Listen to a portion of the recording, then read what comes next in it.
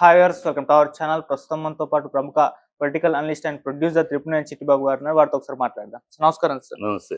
Sir, recent గా కేటీఆర్ గారు అంటే సీఎం రేవంత్ రెడ్డి గారితో సినీ ప్రముఖులు భేటీ జరిగింది కదా, దానిపైన కొన్ని కామెంట్స్ చేస్తారు. సెటిల్మెంట్ అయిపోయింది, అందుకే రేవంత్ గారు సైలెంట్ గా ఉన్నారని చెప్పేసి కామెంట్స్ చేశారు. దీనిపైన ఇప్పుడు దిల్ రాజు గారు కాస్త అసంతృప్తి ఫైర్ అయినట్టుగా కనిపించింది. అంటే ఎందుకు వివాదాల్లోకి సినిమా ఇండస్ట్రీని లాగుతున్నారు?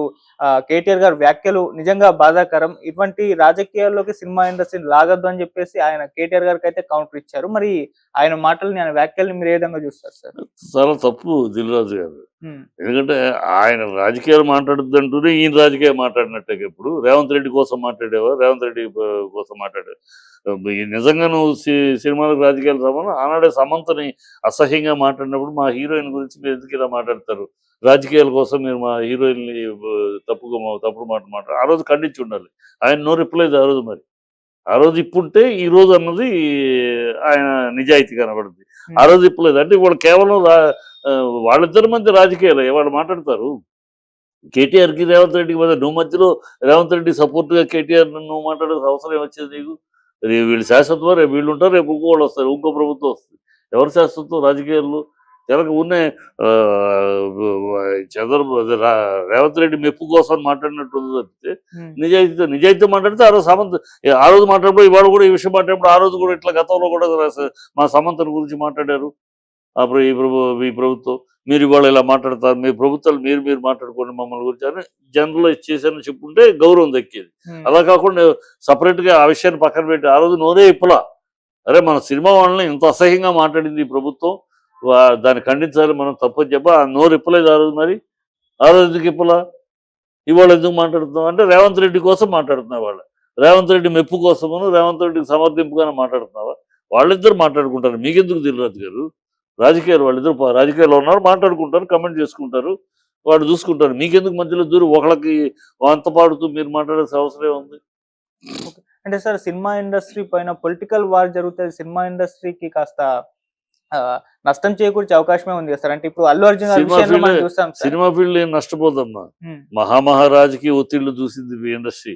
వీళ్ళంతా రేవంత్ రెడ్డి తల్ల మించిన ఒత్తిళ్లను చూసింది. కానీ వీళ్ళేం చేయగలరు సినిమా ఫీల్డ్ని? మేము వీళ్ళ మీద ప్రభుత్వాన్ని ఆధారపడి ఏమన్నా మా సినిమా ఫీల్డ్ ఉందా?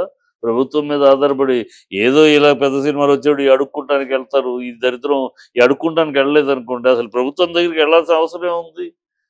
ప్రభుత్వం దగ్గరికి జోలు పట్టుకుని వెళ్ళాల్సిన అవసరం లేదు. ఈ రేట్లు పెంచమని అడుక్కుడే వ్యాపారం మొదలైనాక కదా. అంతకుముందు ఎందుకు అవసరం ఉండేది కదా. ఏదైనా ట్యాక్స్ గీక్స్ ఉంటే మీటింగ్ వేసేవాళ్ళం, ఒక లెటర్ పంపించేవాళ్ళం. తర్వాత ఎప్పుడు సీఎం కలవమంటే ఆ ప్రోగ్రామే అందరూ వెళ్ళి కలిసేవాళ్ళు. అంతేగాని అసలు ఇలా చిల్లరతనం ఉండేది కాదు కదా. ఈ అడుక్కుంటూ మొదలెట్టినాక కదా మాకు రేట్లు పెంచండి, అడుక్కుంటూ మొదలెట్టి ప్రభుత్వం వాళ్ళ అజమాయిషి. అసలు ఎందుకు ఆ దరిద్రం? ఎందుకు ఆ దరిద్రం? అవసరం లేదు. వీళ్ళు ఈ ప్రభుత్వాలు ఏమి సినిమా ఫీల్డ్ని నడిపించవు. ప్రభుత్వాల వల్ల మా సినిమాలు కాదు, మా సినిమాల వల్ల ఇంకా మీ ప్రజలతోటి మీరు ఎలా ప్రజలతోటి ఉండి ఓట్లు సంపాదించుకుంటారో మేము ప్రజలతో ఉండి సినిమాలు ఆశీర్వాదం పొందుతాం. అర్థమైందా? సో మిమ్మల్ని బట్టి మేము కాదు, మమ్మల్ని బట్టి మీరు కాదు. మీరేదో మిమ్మల్ని మీ ప్రభుత్వాన్ని బట్టి సినిమా ఫీల్డ్ అనుకుని ఫీల్ అయితే మీ భ్రమది. మీరేం సినిమా ఫీల్డ్ ఏం పీకలేరు. ఏ ప్రభుత్వము సినిమా ఫీల్డ్ ఏమీ పీకలేరు. మేము ప్రజల ఆదరాభిమానాలతో ప్రజల ఆశీర్వాదంతో నిలబడుతున్న పరిశ్రమ మాది. మీరు ఎలాగ ఓట్లు ప్రజల ఆదరాభిమానాలతో మీ ప్రభుత్వాలు ఉంటాయో మా పరిశ్రమ ప్రజల ఆదరాభిమానాలను ఆశీస్సులు బట్టి ఉంటాయి. మీ ప్రభుత్వం రేవంత్ రెడ్డి మెచ్చుకుంటే హీరో, రేవంత్ రెడ్డి నొచ్చుకుంటే హీరో కాకపోతే ఉండదు. మిమ్మల్ని బట్టి ప్రజలు కాదు, మమ్మల్ని అభిమానించే ప్రేక్షకులు, వాళ్ళని బట్టి మేము హీరోలు, సూపర్ స్టార్లు, సూపర్ ప్రొడ్యూసర్లు, సూపర్ డైరెక్టర్లు అయ్యేది మా ప్రేక్షకులను బట్టి, ఇక్కడ ప్రభుత్వాన్ని బట్టి కాదు. ఈ కనుక తెలుసుకోవాలి. ఆ పచ్చడి ఏదో తెలుసుకుని మీరేదో శిష్టాది గురువులాగాను మేము ప్రభుత్వం గురువులు, మేము బాసులు, మీరు మాకు దాసులు అనుకుంటే పిచ్చి భ్రమ.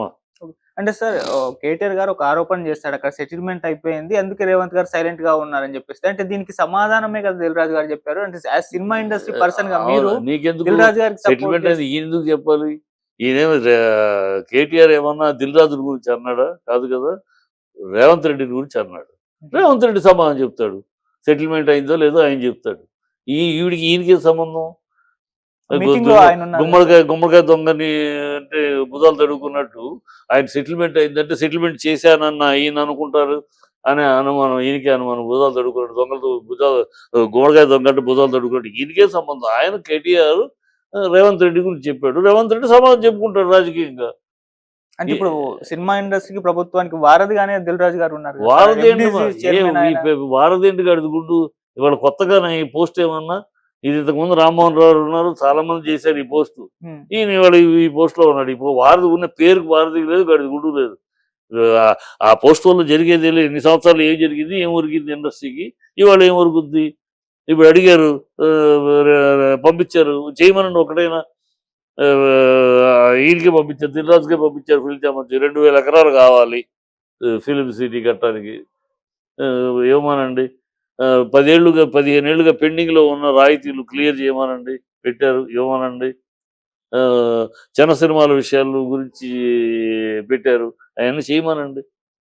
అవి ఏమి చేయరు. ఏదో ప్రభుత్వం వీళ్ళు వీళ్ళు వీళ్ళు వీళ్ళు చేయాల్సింది ఏమి చేయరు.